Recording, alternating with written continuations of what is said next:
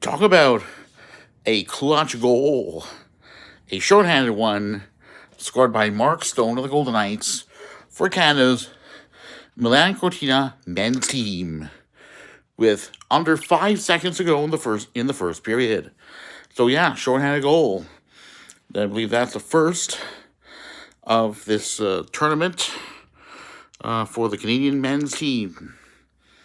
Talked about in about a goal that talked about in a video about the reaction to the first two periods of the Canada-Germany women's Milan Cortina quarterfinal about a goal that the Canadian women's team had allowed on its own power play.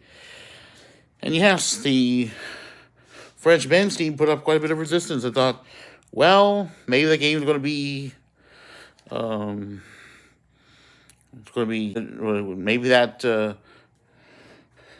game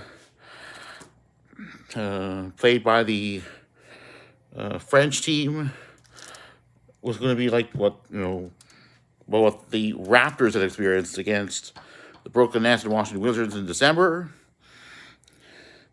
Or maybe a narrow win over the Utah Jazz earlier this month or so. But thankfully, that Canadian men's team would come through, and that matters in the end. After having allowed the Frenchmen to tie that game up earlier on in the first period. So definitely interested in watching the game, find out how it goes. Game men are onto the quarters, because whether it's because of the wins over the Czech and Swiss teams, with those teams going into their